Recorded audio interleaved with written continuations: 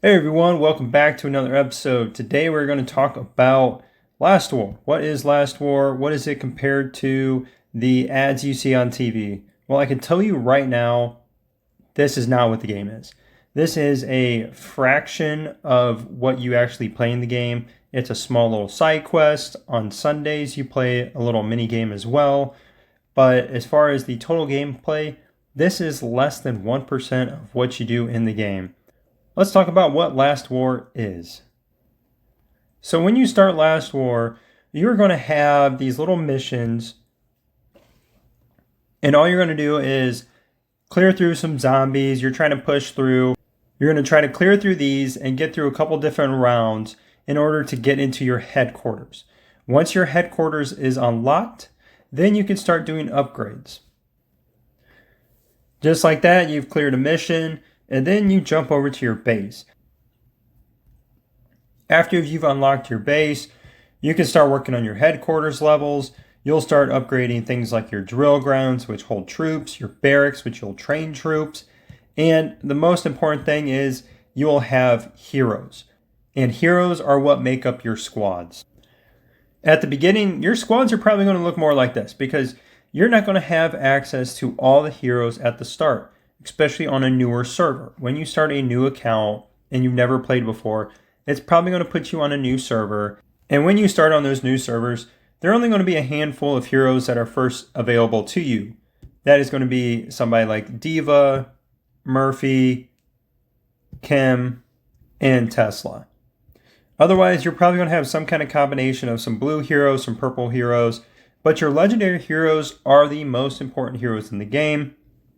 They're the ones that give you the most power, have the best skills for both player versus player and player versus enemy, such as monsters on the map, world boss fights, and various different things.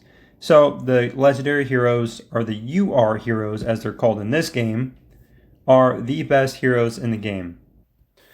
When I click on this statue here, I can go all the way back to the very first day of the servers, and it tells you the timeline of when you get different things like heroes and then different events like Secret Mobile Squad. And as you play, you'll know what these things are. But for now, the key things to focus on would be your heroes when those come out. So day 8, you get Diva. Day 8, you get Carly. Day 9 is Skylar.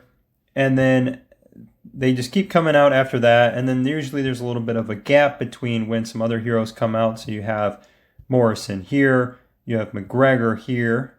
And then Stepman here. Lucius, Morrison, Adam, and then Fiona is the very last hero to come out. And that is on day 100 of your server. That is almost 3.5 months after you've been playing. You finally get the last hero unlocked. And the reason that is so important is when you are creating teams, you want to have 5 of the same heroes on a team. So for a while there, you will not be able to create a full air squad, a full tank squad, a full missile squad with legendary heroes until they all become available.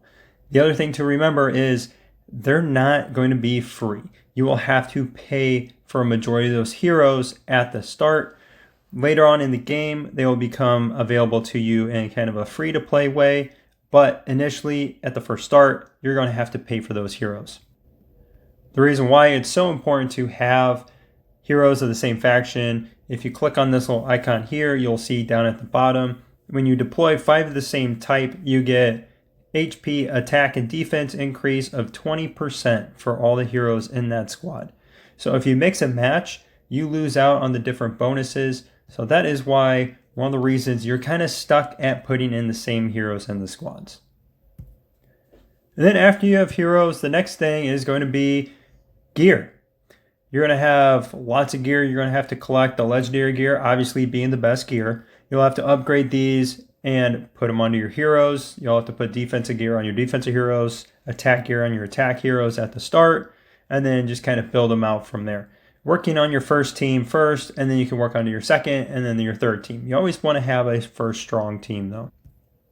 And then going back to the heroes, you're going to have skill tabs. The skills are what are going to give your heroes increased attack or your defenders increased survivability. So on your attackers, they're going to have things like auto attack. They're going to have things like a tactics ability and a passive ability. The auto attack, the tactics abilities, the two best things to upgrade on your attackers, and then the passive, you'll just want to bring that up along with it. And then moving on to a defensive hero, the auto attack you can almost kind of forget about once you get to a higher level for a period of time, because it's all about the passive and the tactics abilities on your defensive heroes. They're not going to do much damage for you, but they go a long way in keeping your team alive, as well as keeping themselves alive. So having these abilities, these skills upgraded is a priority. And in order to upgrade these skills, you need to upgrade tiers. Tiers are upgraded with legendary shards for legendary heroes, and every star upgrade has a different requirement for the tier. The higher the star level, the more abilities they have unlocked down here at the bottom. The better their stats are, so the HP, attack, defense, and the higher their skills can be upgraded to. So upgrading tiers is one of the most important things when you're first starting out on any hero. But make sure when you are upgrading these legendary heroes, you are upgrading heroes of the same faction and you know what team you want to run. Don't start upgrading a bunch of tank heroes and then try to switch and upgrade aircraft heroes and then missile heroes. You will end up using a bunch of legendary shards in places that you don't need to right away. And instead of upgrading and having a first team really strong, you're going to lag behind other players that already beat you to that point. So pick a team, focus on upgrading those heroes to legendary, focus on getting those heroes up to 5-star, and in the order of typically you want to get somebody like your Diva upgraded, and then you go to a defensive hero like Carly, and then go back and forth with attackers and then your defensive heroes. Now that you've done some hero upgrades, it's time to actually fight. And if you're fighting in PvP, there's so many different fights that happen. There's fights on the world map where your server is. You have fights in events like Desert Storm, Winter Storm, which are off-world map fights in their own little settings. The Desert Storm is with your alliance. Winter Storm is by yourself with 4 other players against 5 other players on the other team. So a couple different fights that happen outside. And then you also have things like Warzone Duel, season fights, so many different ways to engage in fighting with other players. And when you do, this is what the fights look like.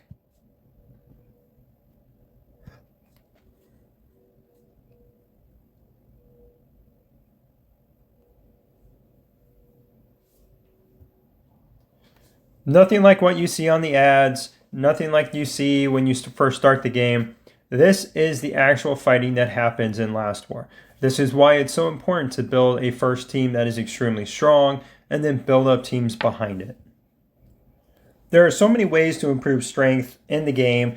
You have your leveling up your heroes, you got your gear, you got your skills for them and things like that.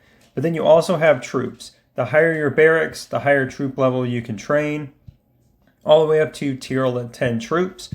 But you need to go into the tech center. The tech center is where you'll unlock different things like your tier 10 troops, along with other abilities and upgrades for your teams can be found in the tech tree. Unlike most games where you get penalized for upgrading too fast, Last War doesn't really penalize you. The best part about that is if you create an account, say you created an account on an older server and you just wanted to play with certain people, you can jump ahead, you can push to headquarters 30 and get your tier 10 troops and not really technically be penalized. You're just going to have to grind out and try to catch up with the other players, but there's no reason why you can't push to a headquarters faster than somebody else. As long as you have the resources or say something like the speed ups to do that, you should be able to do it. There's going to be certain building requirements that you'll need to get done. Say you might need to upgrade a barracks, you might need to upgrade a tech center before you can finish your headquarters. But it is very simple, very straightforward, and you can breeze through a lot of headquarter upgrades if you're just focusing strictly on that. And the other thing too with the game, when you're getting resources, the best way to get resources is to actually play the game, do different events, and get engaged in battles and things like that to gain a ton of resources, because the resource production in this game is terrible. The same thing with farming. If you were to go out and farm tiles, it is probably one of the worst things in the game. You get terrible return for the amount of time that you're putting into this here.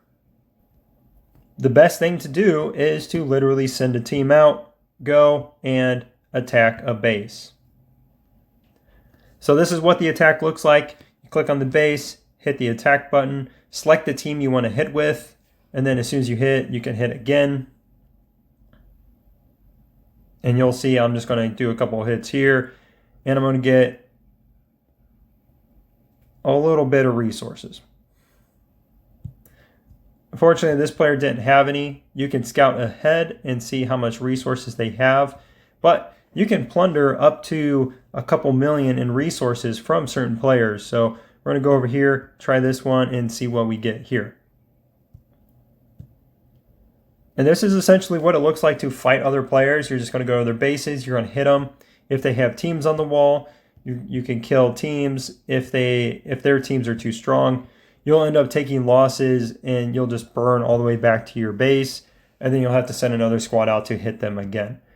But as you can see here, getting tons of resources. I'm getting 3.7 million of the food, 1.7 million iron, and 2.5 million gold. That's a ton of resources in a very, very short amount of time. That took me all of 10 seconds to do, and I can do that multiple times.